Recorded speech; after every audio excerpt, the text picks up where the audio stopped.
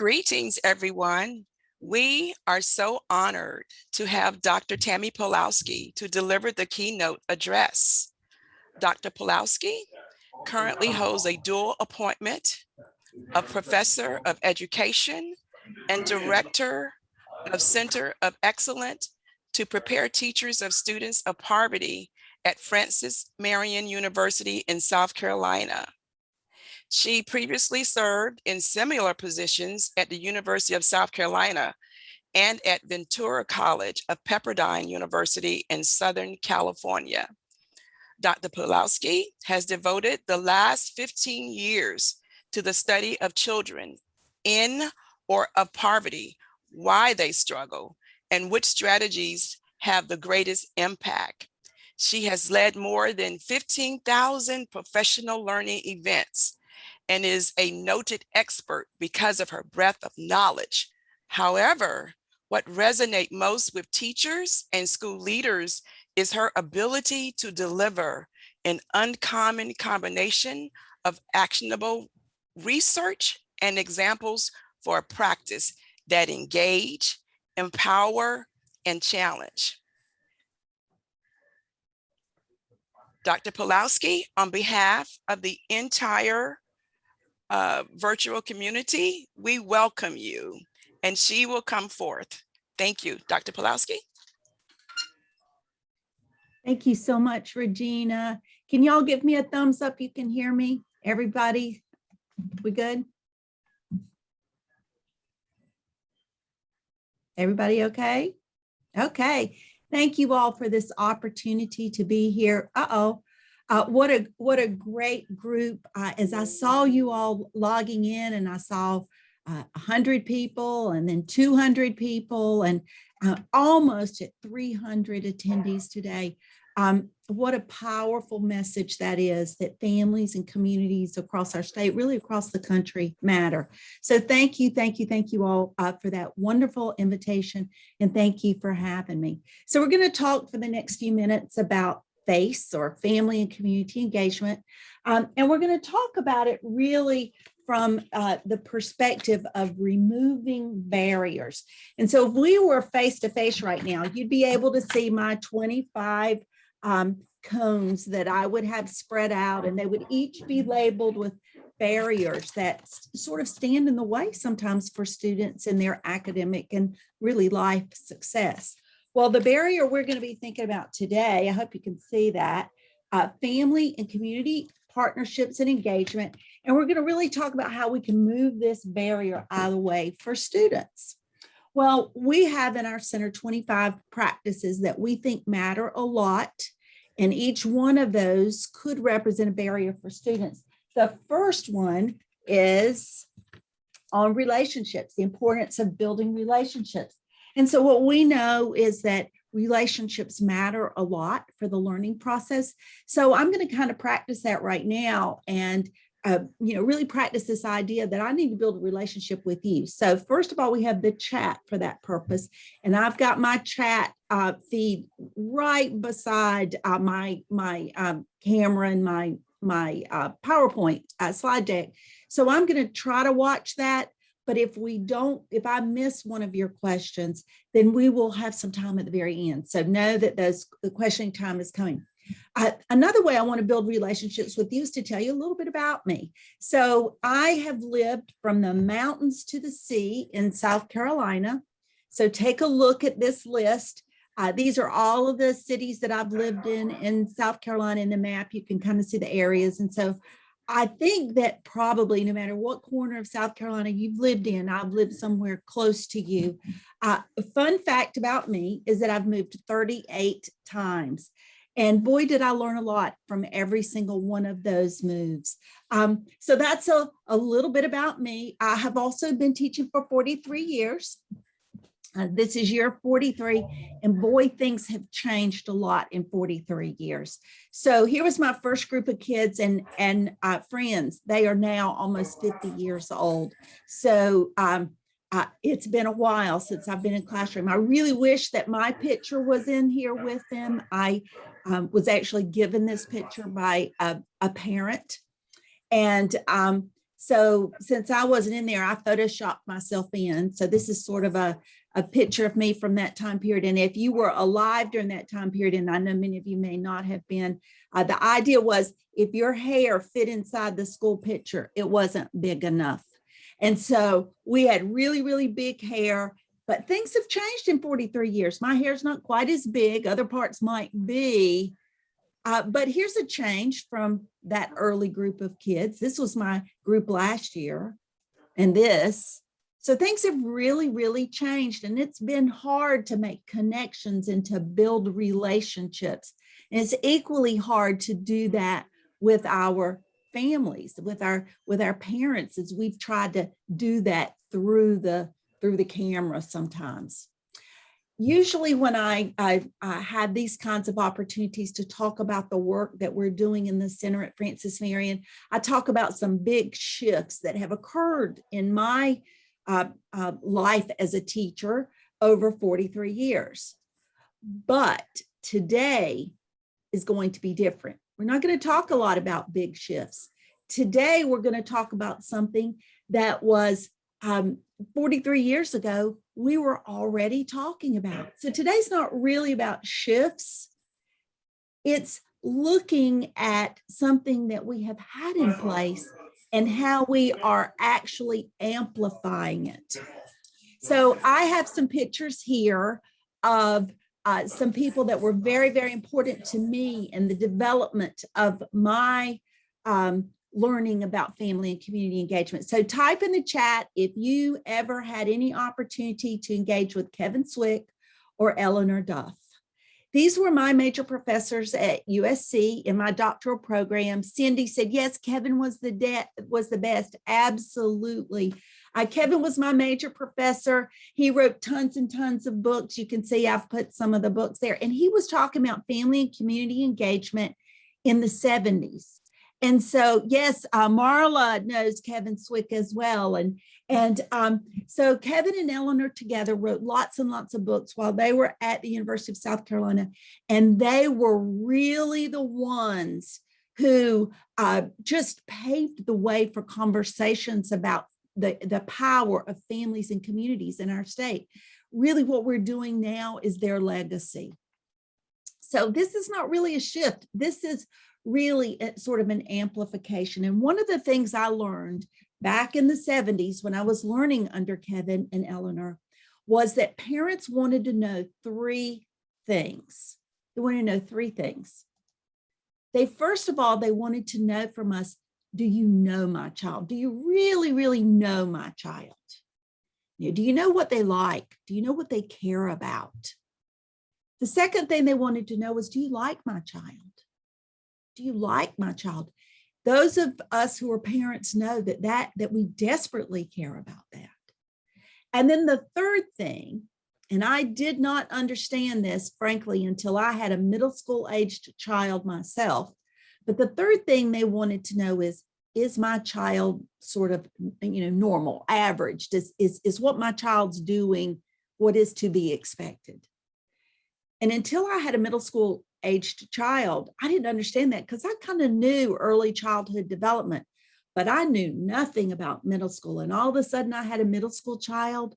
And I wondered that even though I had lots of degrees in education and all that, I wondered. And you see, as educators, we've got a whole classroom of students the age of a parent's child. So we kind of have that experience that we can share.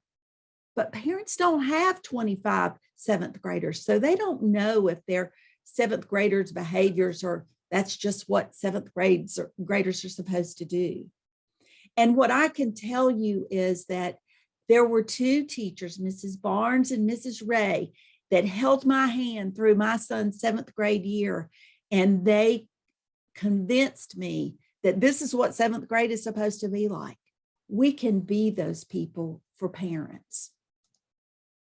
So I think it's really important, though, that we think about the why. And the reason I think the why is so important is that when we know the why, we are far more likely to put in place powerful actions, even when the going gets tough. And so just a little bit of quick research on the why. Why are partnerships and engagement, why are they important for teachers? Increases our respect for families, for their strengths and for their efforts. It gives us a greater readiness to involve all families in new ways, in ways that fit for those families. And it gives us an increased satisfaction in the work that we're doing. But partnerships are also important for parents. It makes parents feel more supported. It facilitates opportunities for them to actually interact with and engage with the school. And it gives them opportunities to more effectively respond to their own students. Helps them to understand better what's going on with their own students' progress and also how to help. And it makes them feel a sense of ownership over the school. When we feel a sense of ownership, we're far more invested. And then last, what does the research say about partnerships and engagement for students? Higher grades, higher test scores, more likely to enroll in more challenging academic programs. More classes are passed, more credits are earned, attendance goes up, positive behavior improves, and social skills increase. So there are all kinds of benefits for family and community engagement across the spectrum of those who are involved. And this really isn't new research, but what we have is additional research that is affirming what we believed as early as under the leadership of Kevin and Eleanor years and years ago. So here's one more research piece I wanted to share, and that is when we have high teacher support and parental engagement in place, look at the increases that occur in math and literacy. So we can elevate our success when we lock arms with families and communities. So today we're going to be thinking a little bit about how to do that. And I really want to share with you today, what I've been asked to share is how we provide this guidance through the Center of Excellence at Francis Marion. I hope that you're aware of our center. If you're not, definitely reach out to me. I'd love to get you on our mailing list so that you can learn about our free webinars that will begin at the end of this month. I also hope you'll check out our website. On our website, we have a searchable database, and it is arranged around those 25 practices. And number 9 is family and community engagement. So there you can search all of our resources that are aligned specifically with that potential barrier that we want to work to remove. So in our center, we're asking this question: what matters most? What matters most in order to remove barriers and to elevate the success of students? And as we think about that, we hear a lot of people say, oh, we got to get this hot new piece of technology, or we need to build a new building, or we need to have these kinds of sort of brick and mortar or technology-based elements. And those are wonderful. We need those things. But in our center, we do not believe that that's what matters most. In fact, what we think matters most is you, the human capital, the teacher, the school leader, the family engagement liaison. Humans matter most. They matter most. And so that's why we concentrate on these 25 practices. We look at them through the lens of cognitive science, neuroscience, to really think about how we as humans can have that most powerful impact. So if we want big gains, these are the ways to accomplish it. And we do this by removing barriers one by one by one. So practice number 9, engaging families and communities. Let's think about the science behind it, but let's also think about the practice. So I have a quick little video for you. I need somebody to give me a thumbs up to be sure you can hear it. So take a listen.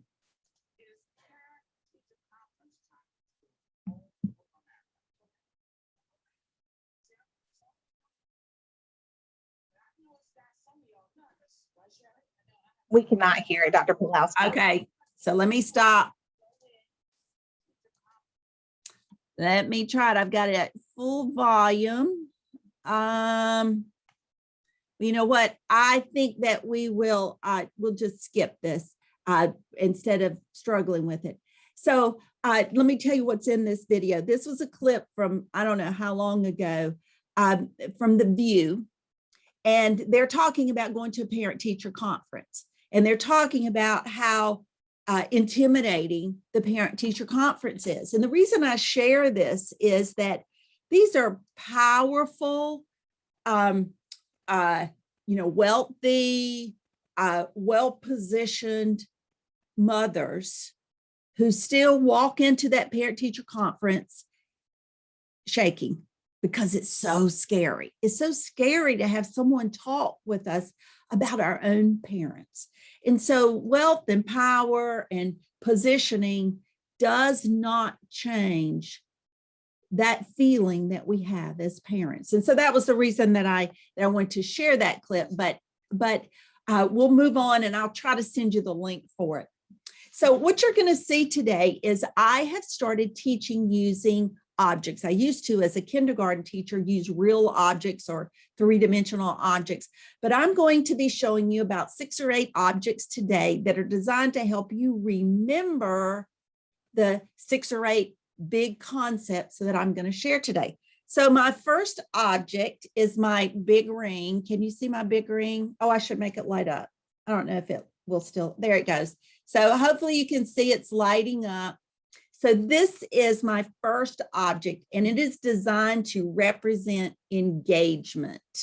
So it's all about engagement. So if you're keeping some sketch notes out there and some doodle notes, then your first doodle might be an engagement, my big fat engagement ring, as an illustration of we must engage our families and communities. We got to connect with them. We've got to demonstrate our commitment to them. So that's our first object, engagement. So remember I talked about, usually I'm talking about a shift and what we've learned from brain science. So here's another object, is my squishy brain. We're not really shifting because of brain science. And instead, we're turning up the temperature. We're casting a broader net to encompass more folks. And we are zeroing in on a target. That's what we're going to be thinking about today. So the work that we do in the center is grounded by and informed by the research of Joyce Epstein at the National Network of Partnership Schools. If you in your schools have not found this resource, I'm going to introduce you to it today and the big concepts, but I hope that you will either reach out directly to them or become connected with them through our center. We've been partners with them since 2004.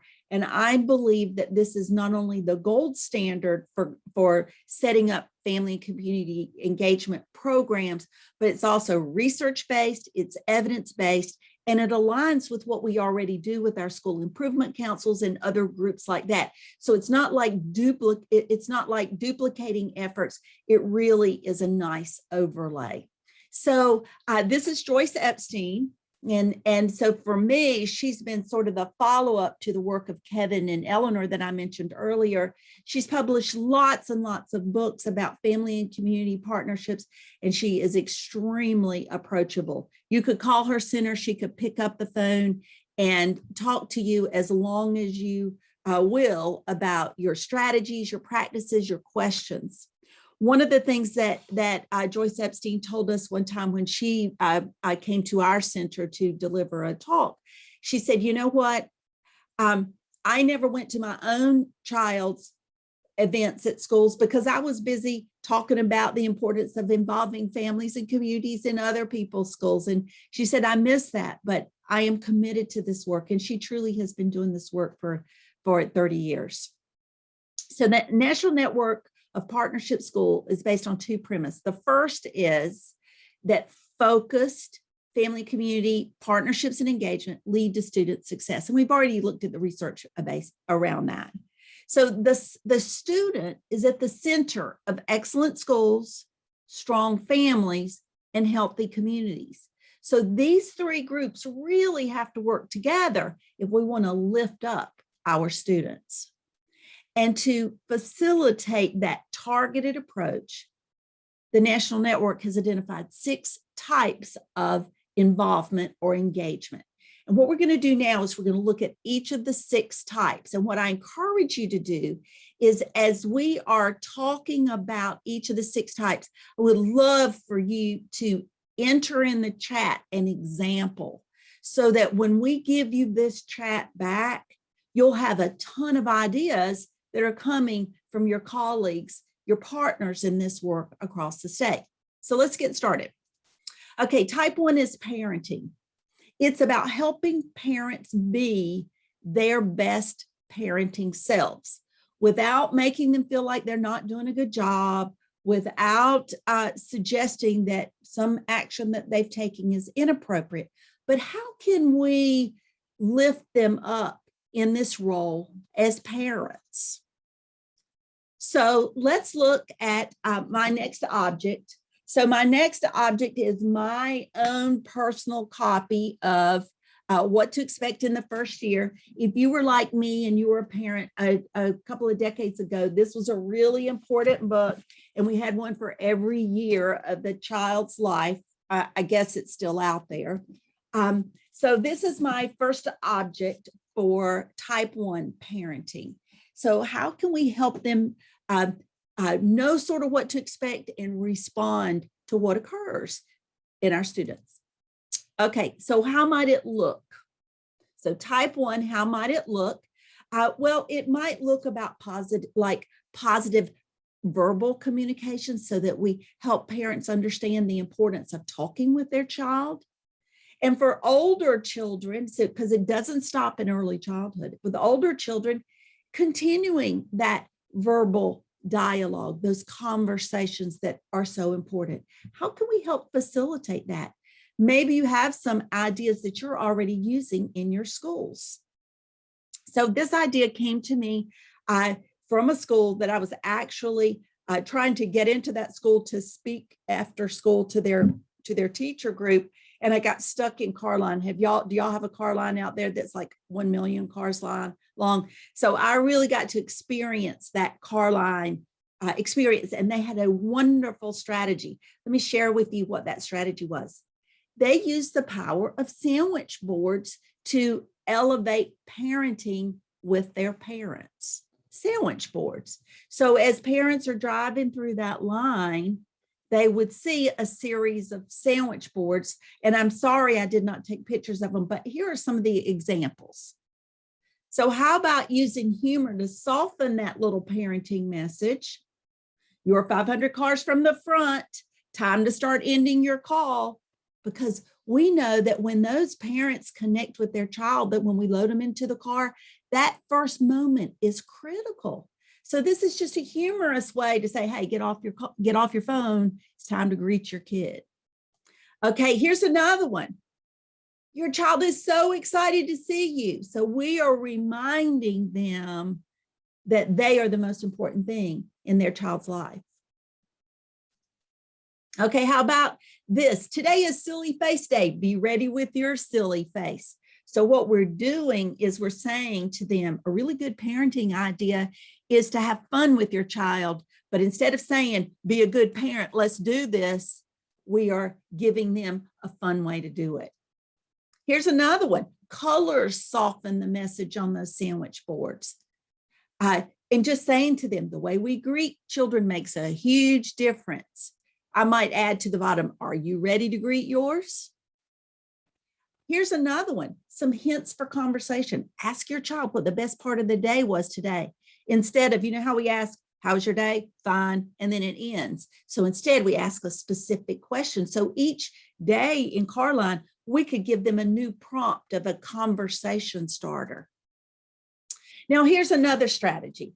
We can help parents understand why their kids come home dirty. I hope, and they're with paint on their clothes or wrinkled or their hair askew, as we've seen all those pictures as school began, so that they understand all the things that they learned that their wrinkledy clothes are evidence of the learning. So what we're doing is we're teaching them when you get dirty, you might just be learning about physics or science or math or whatever. Here's another one.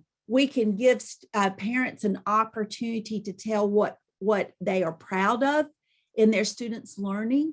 And so they can write that. And so what they're doing then is they're talking about the learning process and how they're parenting, so that, and then when they read the others, then they get still more ideas. So maybe we want to help parenting is also about making some tough decisions like screen time and non-screen time. So maybe we have some activity where we push out a 5-minute video that we prepare about screen time, inserting humor and all kinds of things.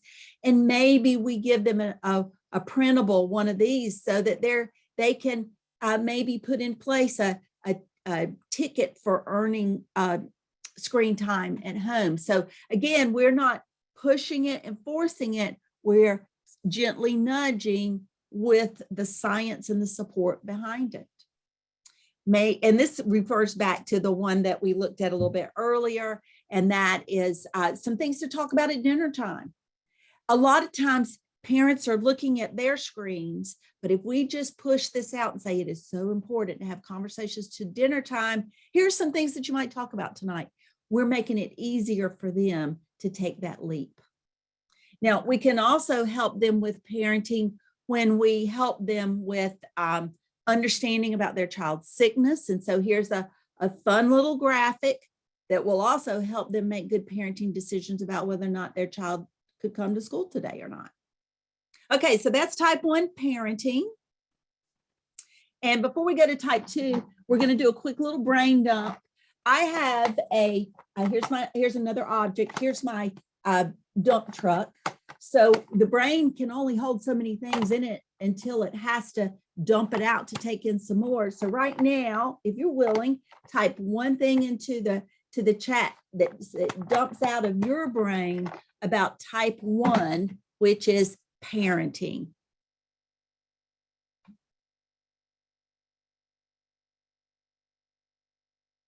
Okay. Here they come. Watch the chat. Okay, I'm going to keep going. Type 2 is communicating. So when we communicate with parents, we're trying to get our message out. But what Joyce Epstein says is that it's not just about getting it out, it's about making parents feel comfortable in sharing their message back to us. So communicating has to be a two-way process. So here's the object for communicating. It's a megaphone. Can you see that? There you go. So it's about giving that message back. I wish I had a way to also say it's about hearing as well. Maybe a better object would be one of those things where you listen and you speak into the microphone at the same time. But we're talking about communicating. So communicating is about getting the message out, but it's about getting it back in. So how might communicating look? Well, it might look like a newsletter. I'm sure you all are doing lots of newsletters. In the old days, we printed them. Well, in the really old days, we printed up, we put them on a mimeograph form and then ran them off on that mimeograph machine. But now we have the ability to technology send out. Maybe we do text messaging. If you're interested in a text message service that's free, that is based on the age of the child. So if you're if you have a 2-year-old or if you have a 12-year-old, it sends you text messages 2 or 3 times a month that are especially suited to the age of your child. If you'd like your parents to have access to that, email me. I should have put that slide in and I did not. And I'd be happy to share you that free link. So it's about welcoming, when we communicate with parents, it's about face-to-face communication. How do we make parents feel welcomed and feel empowered to tell us what they're really feeling? Maybe we use positive communication notes. Maybe we have a log where we communicate and we keep up with it. So, and what I love about this is this makes certain that I don't just communicate with one group of parents that maybe have lots of needs or who feel very comfortable reaching out, but I make certain that I'm communicating with every parent, every caregiver, every guardian, every big brother, big sister, whoever's providing care for that child, am I reaching out to every single one, not just the ones that make it easy or the ones that are present already? Maybe I use a questionnaire so I can learn more about parents, so I can learn what strengths and gifts they have that they can contribute to our classroom. Sometimes we only find out about strengths and gifts from the parents that are confident enough to walk in. How can we tap into the strengths and gifts of those who maybe don't have that confidence yet? We can give newsletters. Here's another example of a newsletter that gives them opportunities to learn about what we're doing and what's coming up. We can meet face-to-face, and we can embed the actual children in those parent, student, teacher conferences. If you all are not using student-led conferences in your schools with parents, I urge you to. That was the best move I ever made, is to help let the student lead the parent conference instead of the teacher. More examples of ways to connect with parents and to get information. How do we pave the way for conferencing so that when parents arrive, they're not just seated in the chair outside the door, but they kind of know what's happening? This is given the respectful communication that parents deserve. Here's another way to communicate with them. We're communicating, I really care about you. You came in for this parent meeting, so tonight, go home and have a bag of popcorn with your child. One school that I worked in actually put some discussion questions on the back of the bag of popcorn so that they could talk about senses and other kinds of things, whatever was appropriate for that age of that student. Another powerful strategy. Maybe we can communicate with this flip book that parents will hang on to and not lose. So it's got critical information. You've seen this online, I'm sure. This is about how we open up an IEP with a positive statement. This is a tough, challenging activity. So this is a way to soften it. Here's another one of those communication flip books. Okay, time to dump into the chat one unique way that you're communicating with your families. How are you communicating, and how are you creating two-way communication? Okay, type 3 is volunteering. This is about getting families engaged. How can we get them engaged? How can we elevate their role so that they are really important members of the learning process? And so my object today is an invitation. We issue invitations for parents to volunteer. I also have a lasso here because sometimes an invitation doesn't work, right? So we got to reach out and we got to lasso them in and find them. So how can we do that? What might it look like? Is it an invitation, or is it a lasso, or is it a combination? Well, it might be mentors. A lot of you are using mentors. Might be tutors, friends. Now's the time to have tutors in place as we help students have opportunities to revisit content from last year and expand their learning. Might be a volunteer that comes in and works on an art project or a reading project. So volunteers are powerful, but friends, we can also have older students be volunteers in our classroom. Maybe we can have our fifth grade students be mentors or volunteers for our second grade students, or our seniors be volunteers or mentors for juniors. There's no limit to this, and using students as volunteers or mentors actually removes that whole sled check issue and some of those kinds of things. So they can be expert speakers where they come in and tell about their jobs.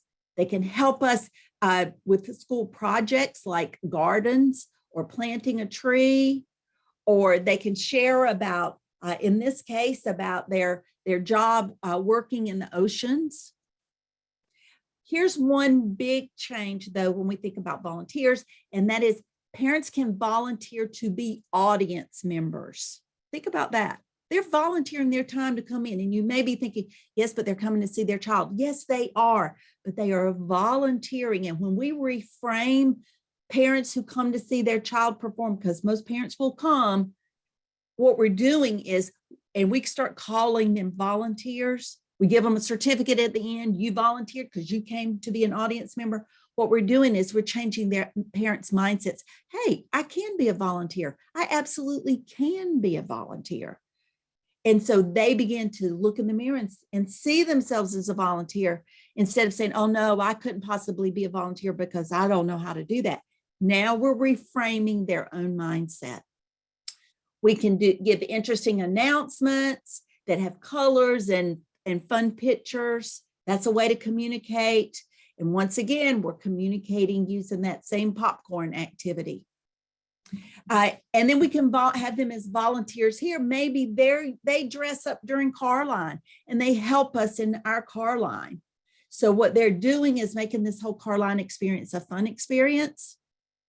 Here's a whole list of ways that people can volunteer and ways that we can elevate that volunteer process. Now, back to Carline again. I know that some schools are using this where you can buy raffle tickets for a fast pass through Carline. I love that idea, except for one thing. There's some parents that can't afford to buy a raffle ticket.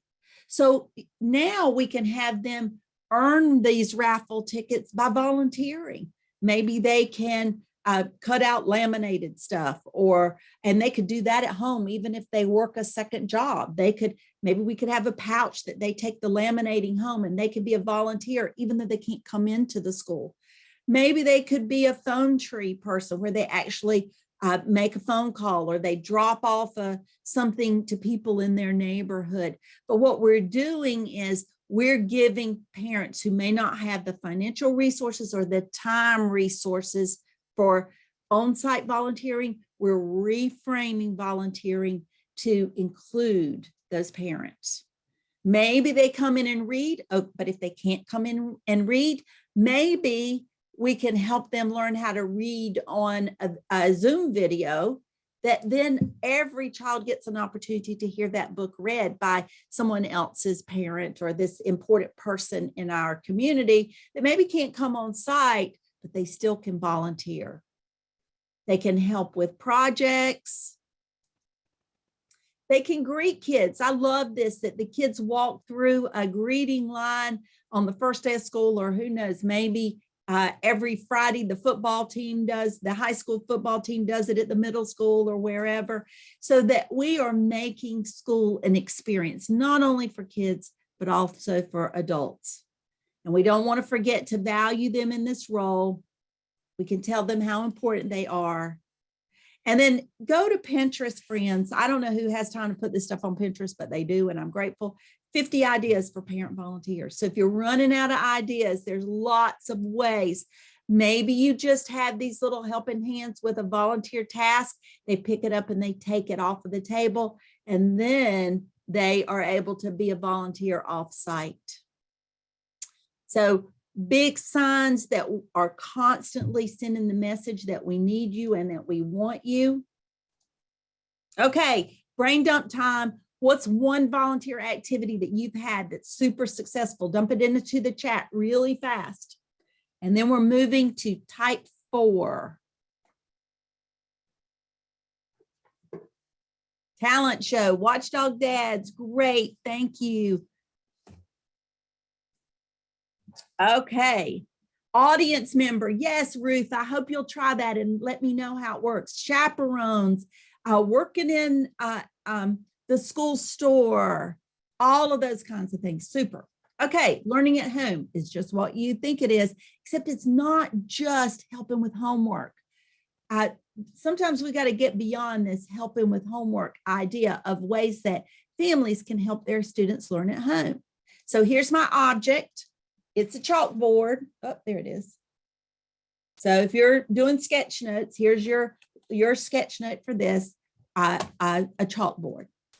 So what is learning at home going to look like that might not be just hanging over your kid and pushing them to do homework? What else might it be? Well, it might be family time using computers so that it's supervised and so that we can guide them about what they're seeing and how they're doing it.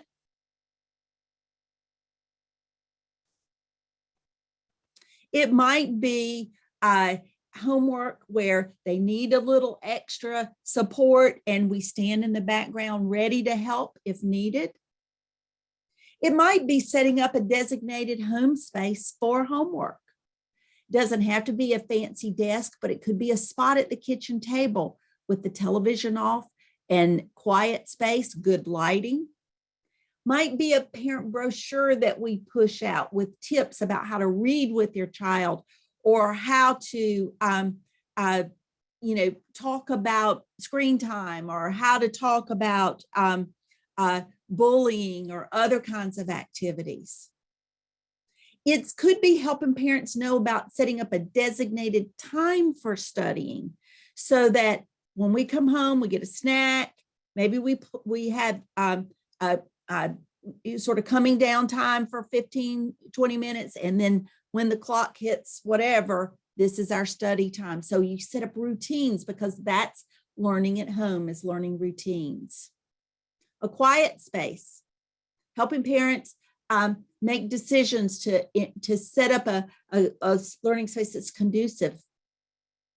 Maybe it's teaching learning at home is executive function skills, helping kids learn how to make a list and to complete a task. And this is not just for little kids, this is all the way through high school. So maybe we teach them about an after-school checklist. Love this with a little QR code on it. So it's got learning activities that you can set up that are appropriate for your content or for your age group. And that all they have to do is line up the camera on their phone and the activity pops up. Maybe it's learning in the car with road trip bingo. So this is an activity that you make and then you give it to the kids or maybe make it during a parent meeting and then the kids play these games. So what we're doing is we are having learning happening at home by basically turning off devices and turning on conversations. Scavenger hunts or other things that we can do at home or in school. And these are all learning processes. Okay, life skills, learning about life skills. And notice that this chart starts at age 2 and it goes all the way up to age 18. So what kinds of life skills are important? So we can push this out and with ideas for parents to support these. Chores, this is learning at home. It may seem like it's something else, but it's really about kids learning tasks that are going to serve them later. Here's another way to do it. Having study space, maybe we help them know about the importance of having a school supplies in their study space. And tech-free home space we've talked about.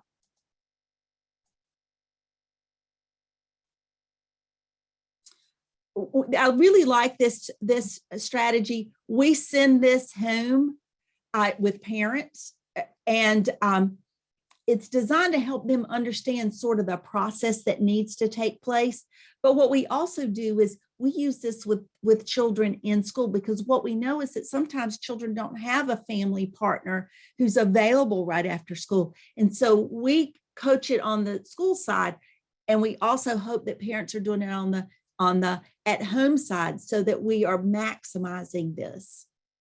Some more after school checklists, before and after school checklists. All of these things are widely available. And so what we can do is we can teach it, have learning happen at home, not necessarily related to homework that we send from school, but it's about strategies that are going to lead to school success. Here's another one. Now, I want to tell you about one last NNPS strategy related to this. It's called TIPS. You can go to their website and find a few examples of this, but these are home learning experiences that are not intimidating for parents. My favorite one is called Hairy Tales. You see it pictured here. What the student does is, this is for middle school. They have them for all ages. Middle schooler interviews the parents about what their hair looked like when they were the age of the student. The middle schooler asks questions, writes it down. If they have a picture, they give them the picture. And then the middle schooler writes a draft paragraph. Parent doesn't have to participate in the paragraph writing. The parent's role is to give them the content over here. Then the student walks in the next day with a draft paragraph written about something that they are invested in and they care about, that they had fun doing with their parent. And then the teacher's ready to teach the writing skills. But look at all of this great, powerful engagement time. So you can find tips on the NNPS website. Just search for TIPS, Teachers Involving Parents in Schoolwork. And there are lots of different ones. Okay, time to do a brain dump. Dump into the chat. This is type 4 that we've just finished, parenting. Jane Harrelson's used tips and loved them. Thank you, Jane, for sharing that. Reading tips on bookmarks, super. Road trip bingo, family game night also does all of these kinds of things that become take-home activities. Thank y'all. Keep adding. Okay, type 5 is decision making. How do we help parents participate in the decision making? And friends, I'm going to tell you that what I hear from people like you is that this is the hardest one to do. So here's the objects. I have some arrows, and they're very movable because the direction we go in is very, very fluid. So this is about decision making. How do we know what direction to go in our schools? And what might it look like? So it might look like group meetings, small group meetings, might look like even smaller group meetings. Notice that it is engaging groups that will actually talk together in addition to bigger groups. So it's hard to find a lot of decision-making photos to include. But it's groups deciding, do we want to do a thrift shop? Do we want to do a garden? Do we want to, what kind of reading program are we using, and how can we help parents be more engaged in that?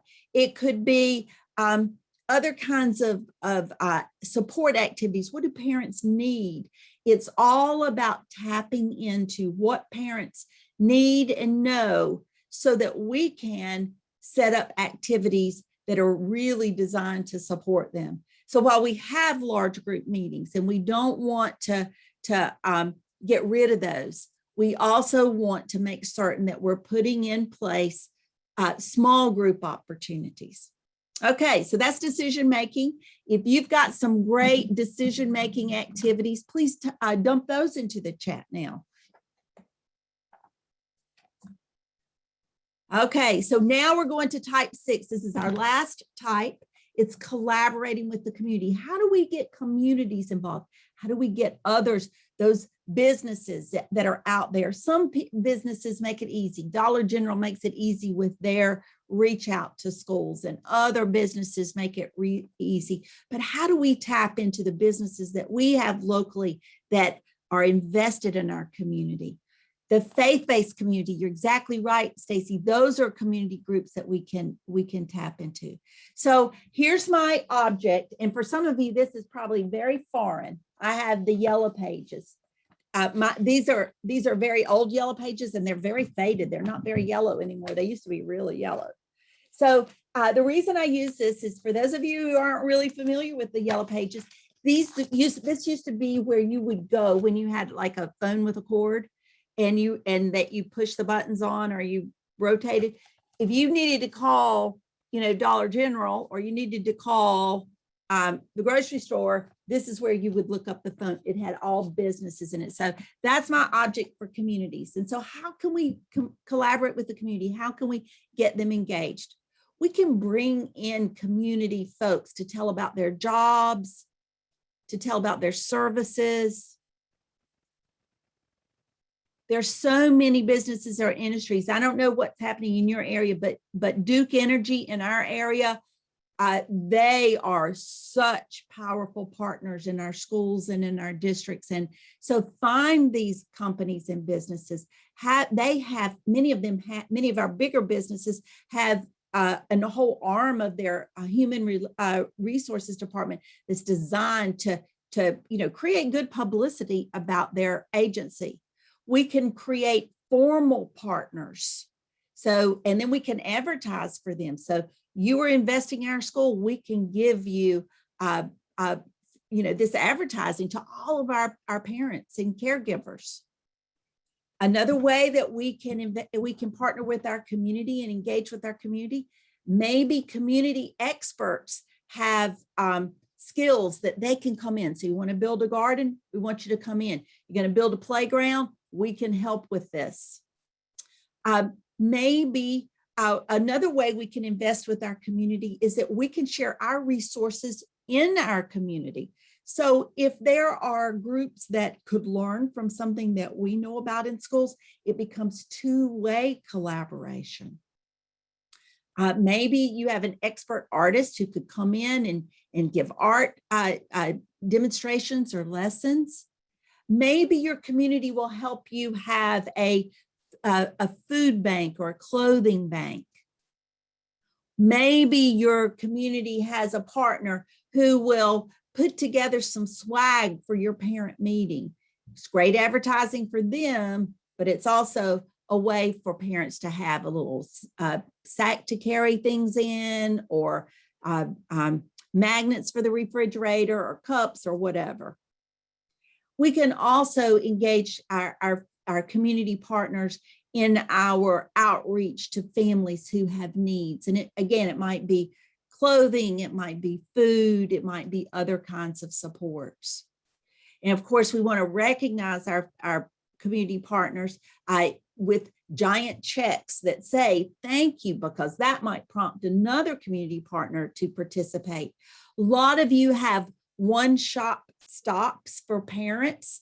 You have a night for that at your school, so that all of these businesses and industries can come in and set up tables and booths to tell about their businesses. So you're helping your parents by creating connections with community partners. Backpack programs, so many of you have the backpack programs. We want to make certain that we have a way to push this out broadly and widely to make sure that every student is involved. I loved this one. Look at this. Home Depot donated this friendship bench. Y'all have heard about this. This is a place where if you don't have a friend, you can go sit here, and kids in the school are trained to always have their eye out for this friendship bench for anybody who's looking for a friend. So this was actually donated by a school partner, and this garden was developed by a local nursery and a local faith-based community. Okay, dump into the chat anything you're doing to connect with your communities, and then we're going to wrap up.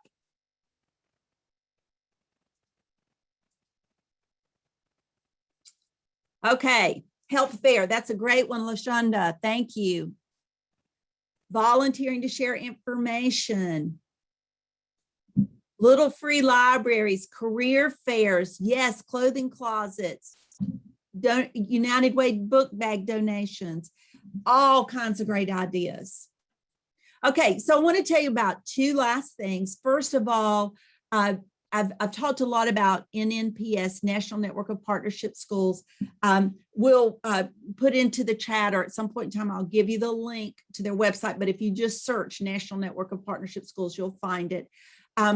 I wanted to tell you about this resource. This is their Promising Partnership Practices, and this is actually this year's publication. They've published this for 25 years. Here are all the covers from across 25 years. The current year is always free and available on their website. And what they do is, for all of their membership schools, they solicit your best practices, and they ask you to submit them, and then the award-winning practices are included that year in the annual edition. I am sure that some of you have already been published in one of their journals. So it looks like this. It's a one-page description of these award-winning practices. It includes what type 1, 2, 3, 4, 5, 6. It tells you what content area, and it also is divided by grade level. And it gives you this super contact person so that if you want to learn more about how this practice worked or what you could, maybe you think, oh, I wish I could ask them a question about it. They give you a contact person for this. So here's where you'll find it on their website. Drop down promising partnership practices. And remember, the current year is always free and available. We have all the hard copy versions in our resource library here on campus at Francis Marion. Love for you to come by and take a look. 100 activities in every single one. Okay, so we've talked about practices and lots of things to do and the 6 types of practices, but now we got to figure out how to pull it together. And so premise number 2, remember premise number 1 is that you have to have activities in specific types. Premise number 2 is it must be goal directed. And this, friends, is the big mistake I made until I learned about NNPS, National Network of Partnership Schools. I didn't know about it being goal directed. I did a lot of family and community engagement stuff, but it was all willy-nilly. So we did a family reading night and we did a parenting act. We did all this stuff, but it was willy-nilly. And then I learned about this. This comes directly from NNPS. And what Epstein's work tells us is that doing it willy-nilly is okay. But if we want to ramp up the actions and the change that comes from the actions, then it must be goal directed. And so this illustration tells how to do it. So you create a goal for learning or for behavior. So a learning goal might be to increase math MAP scores by 10% or, whatever. Or it might be increase end of course exam pass rate, or it might be, increase graduation rate. Those are learning goals. Here's a behavior goal: decrease behavior referrals. Here's another behavior goal: increase attendance. And then you use those same kinds of activities in each type, but what you're doing is when you come up with a parenting activity, it's designed to meet that goal. When you come up with a communicating activity, it's designed to meet your identified goal. So we're not just doing stuff for the sake of doing it. We are doing it to zero in on achieving a goal. So let me just give you an example. One school that I worked in, they had missed AYP by, 1 or 2 points. And they thought that they could get a boost by increasing their attendance. Their attendance was not where they wanted it to be. So their goal was to was a behavior goal, and they wanted to increase attendance.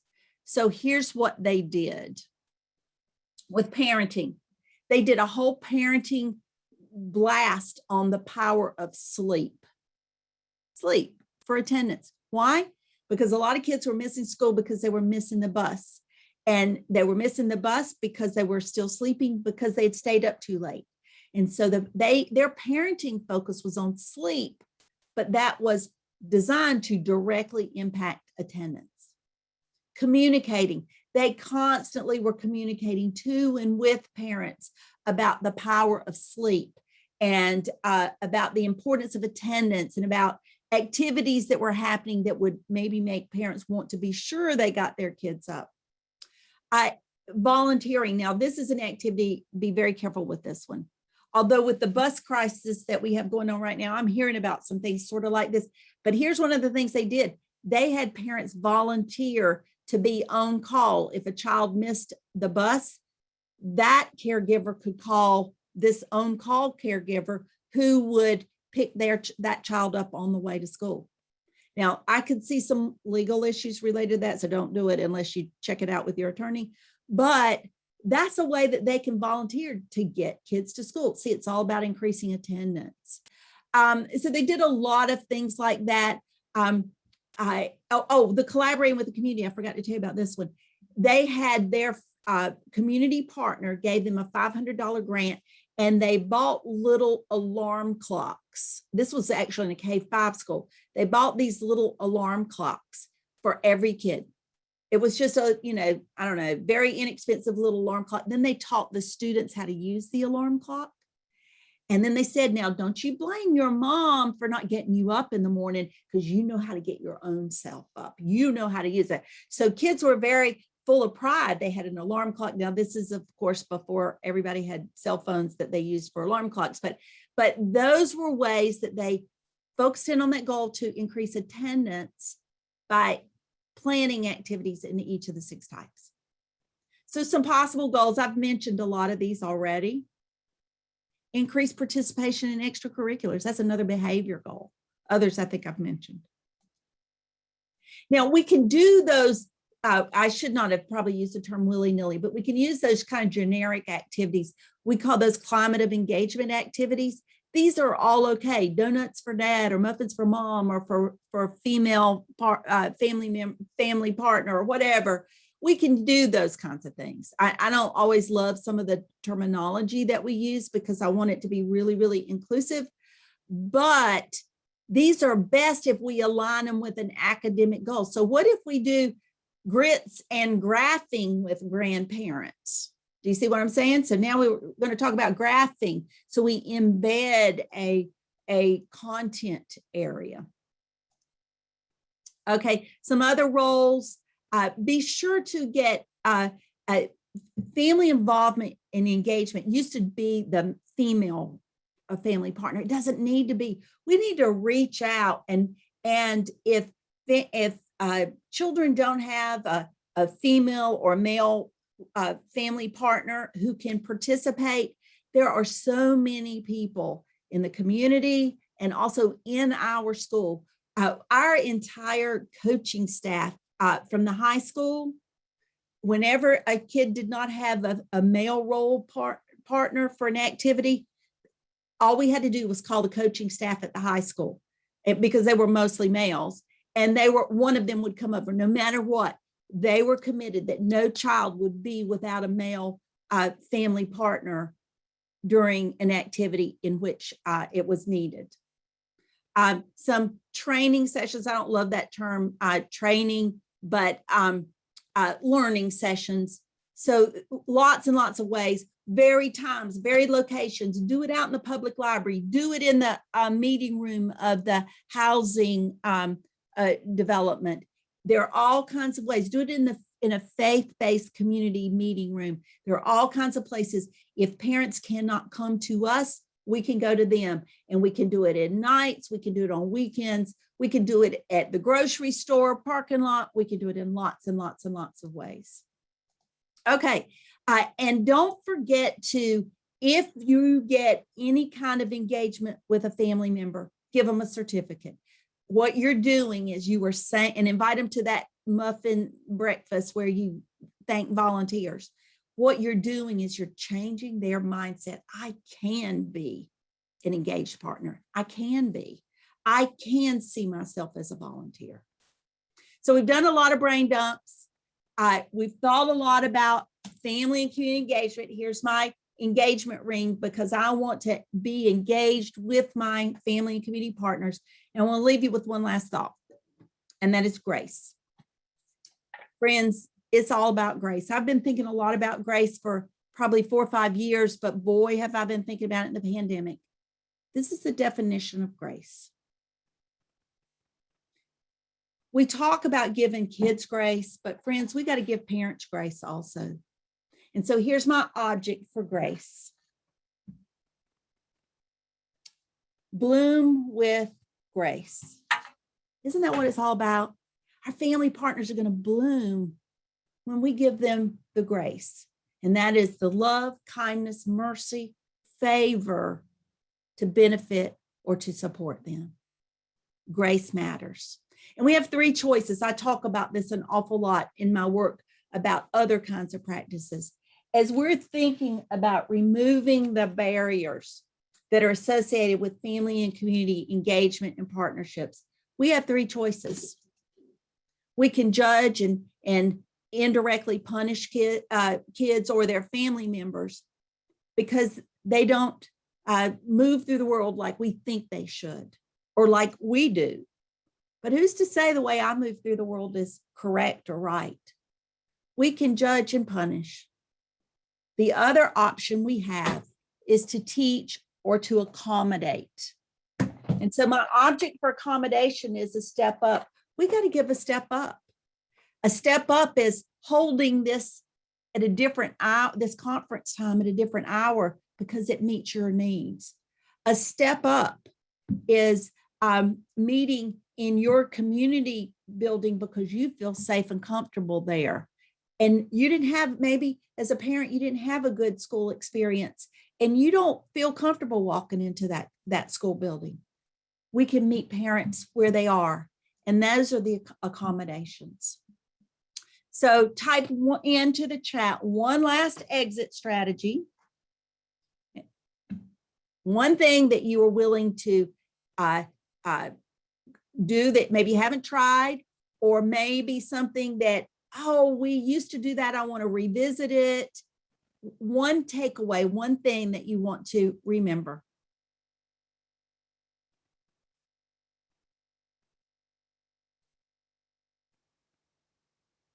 Family and community engagement.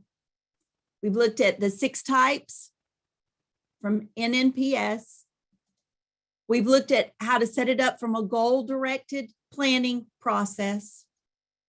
We've talked about removing barriers so we can get to the target. And the target is every student successful, every family successful. When those barriers come up, friends, it's up to us with the FACE activities that we put in place. It's up to us that they don't see these barriers as street closed and do not enter, but instead we give them a detour. We help them move around it. Remember when we talked about human capital was the most important? You, as a leader in FACE, you are removing barriers. You are the human capital that will remove those barriers. You matter.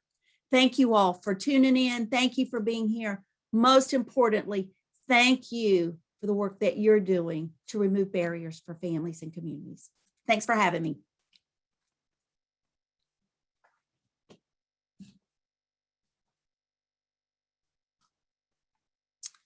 Okay, they told me some Q&As, but I don't see any questions in the Q&A, and I probably did miss any questions that you may have put in the chat.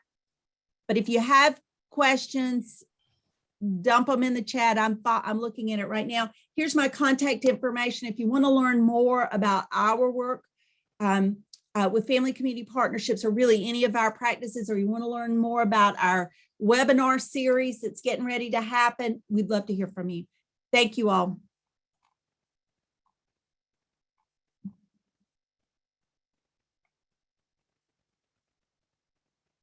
Regina, do you have any questions? I don't know if that's a good thing or a bad thing. I do not have questions. Don Doggett is our moderator. And so I'm not sure if he has any questions, but Dr. Pawloski, what an awesome presentation, as you can see from the chat. Overwhelmingly, folks really enjoyed the presentation. I do not see, they're saying great job. Thank you very much. Job well done. Thank you so much, Dr. Pawloski. Don, if you have no questions at this point, we are going to release Dr. Pawloski. Thank you so much for this great information. Thank you, Dr. Pawloski. There were no questions as I was monitoring the chat and Q&A that came up. Let's see. Here's one. Are there some recommendations that you could give to those teachers who want to implement these strategies, but face pushback from their district or school? That's a good one. You and I have talked about that one. Yes, that is a great question. Here's what I would say about that. Where's my object? So everything that we do in the center is brain-based. So I don't know if you can see this or not, but it says, change the experience, change the brain. Everything we do is brain-based. And so the way that I always and that's a barrier for you, right? That's a barrier. And so we got to figure out how to get around that barrier. So the way that I try to get around that barrier is always with research. It's always with brain research. It is hard to argue with a brain scan. And that's why I love Joyce Epstein's work so much, is that she has conducted the research over 30 years to look at what the data says about the power of family and community engagement. So I would use that research. And if you, I don't know if I should have had her book right here in front of me, and I don't think I have it right here. If you look in her research, that the text for every single type of activity, she's got the research to support it. So, and there are other places to find it, but I just think that's the gold standard because it is so research-based. So I would say, here's what I want to do, and here's the research to support it. And the other thing that I would say about this is that, friends, this is not just for little kids. It's an easier sell with little kids. It is a much more difficult sell with middle school and high school kids. And partly because, you know, when kids are as tall as we are, we start thinking that their brains are like adult brains, and they're not. I know you don't need me to tell you that. And that's a natural conclusion, is you're this big, so you should, you know, we've got to help parents realize that they're or caregivers, that their important job, influence, support doesn't end when the student gets out of first grade or second grade. In fact, they need us as much or more as they're facing the challenges that our world presents for them. Once they get to high school, parents feel kind of comfortable, you know, selling hot dogs out of the Booster Club hot dog, but we've got to help them have all 6 types going on. And if you look at the Promising Practices journal that's free and online, you will see there are lots and lots of examples for older students as well. This is not just for little kids. So I, you know, kind of went off in a little bit different direction, but use the research to sell the idea. And I mean, y'all tell me if this is true. Don't you still have to do school improvement council plans? Is that true or not true? It's still true. Okay, so this is your school, you got to do it anyway. Now, what I hear is I teach a course in this, an entire course on family community engagement. And what a lot of the students in my course tell me is that school improvement councils become sort of perfunctory, just let's get it done. That's what this NNPS project that we sponsor and support, it helps to increase not only the effectiveness of school improvement councils, but also the legitimacy of them, the authenticity of them. That's a better word, that they're not just checking the box, but we are goal directed, and we're going to measure it, and we're going to see the outcomes. So I think that using that goal directed focus, because if you get pushback on an activity, but you show how it relates to that goal, then you're far less likely, I think, to get that pushback. Okay, Doc, we've got just 2 more comments. The link for the texting app that pushes text out to parents. Okay, I'm gonna try to find it right now. I don't know it right off the top of my head, but if not, keep talking, and I'll see if I can find it quickly. If I cannot, I will provide it, and the conference people can push it out. We'll put it on post it with your materials. For everyone in the chat, yes, the recordings, and as we said earlier, all of the presentations will be available on the State Department's website as soon as we get everything uploaded into the State Department. You've got a couple of people that want to get into your class, Dr. Pawloski, so I'm gonna have them look that up. Okay. One last thing, what about pandemic restrictions? Have you thought about that, or what is the sort of response to help with what's going on with, you know, the pandemic and family and parent engagement? boy, haven't we all thought about it? It's almost like the only thing that we think about these days. But I think what we have to do is we have to be flexible. We have to be fluid. We have to remember that everybody's trying to make their way through the same storm. Our boats are different, but the storm is the same. And you know, I think that if we think about that everybody's in a little bit different boat, then, but the storm is the same, that we can start thinking about, well, what does this boat need? What does this boat need? And it's not going to all be the same.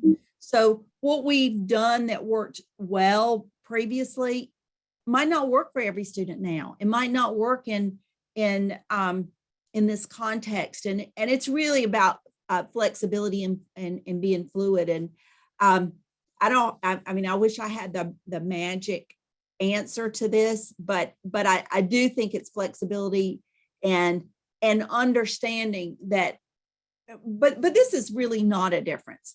Your experience is not going to be the same as my experience in anything. So maybe it's about just elevating that belief that we all have different experiences. And that's why a menu works. You know, if you go to, you know, one of the beauties of going out to eat in a restaurant is that they have a menu that has lots and lots of choices on it. That's different and unique from what we have in at least in my house.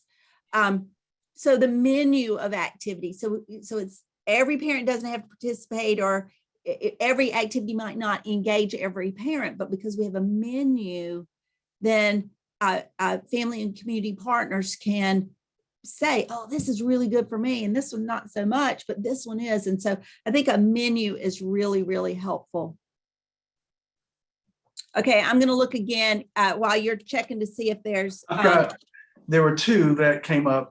Remind as one of the text messages apps that are out there, and then Talking Points app will allow you to text parents in other languages.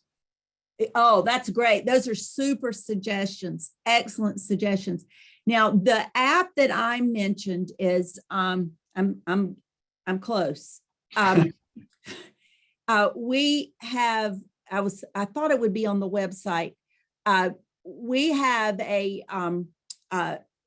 it's associated with the Florence School District 1 School Foundation. And it was an app that it pushes out to you. I think it's 2 or 3 times a month. You fill out a little questionnaire and you say, my child's 6 or 4 or whatever age. And based on that, the birth date or the month of whatever, month and year, then they pushed out reminders that are age, I mean, super age specific. And I thought I could find it, and for some reason it's not on our website. Darn it, and I don't have the flyer. I usually have the flyer, and I gave my last flyer to someone. So we'll get it, Tim, and we'll. Okay, I'll find it for you guys, and I will make sure I push it out. I'll find it in the next few minutes and make sure you get it before your day's over today. And I think that that is it, other than people are excited about your work, your presentation. They love the dump truck. So, well, friends, it took me 5 thrift stores to find my dump truck. But here's the idea, though. Real objects have a more powerful impact on the brain than my great picture of a dump truck. Who knew? But that's one of the things we've learned from brain science. Write by text. That's it, Missy. Write by text. Okay. Super. Thank you, Missy, for saving me on that. Well, don't forget our webinar series starts the end of this month. 4 free webinars, lots and lots of stuff. Joyce Epstein's webinar from last year is available on the subscription service. So I am going to type into the chat to everyone the website for our center. And I hope that you will let us know you want to be on our mailing list so you'll learn about all of our free events and you'll check out what's there, but especially our webinar series that is beginning soon. And again, if you want us to provide training in NNPS to you and your school, I mean, you can go directly through NNPS or you can come through us. It's one of the things that we offer to our partner districts. So if you're a partner district with us, that's one of the services that we can provide. One last Just want to question. thank you all. I'm sorry, Don. Just one last question. Is there a certification available for non-educators? Any type of, have y'all thought about that for someone that might not be, maybe some, I don't know how it would work. I don't think we have a certification, but we do, oftentimes we do work that is designed for community stakeholders. That's designed to talk about the science of family and community engagement and to provide those kinds of supports as well. Okay. So if you have an interest in something like that, just be in touch with me and we'll think about what we can offer. Right. So again, they can hear me clap. Thank you so much, Tammy. This was awesome. Please stay on for as long as you like. Right now, we're going to transition in just a moment.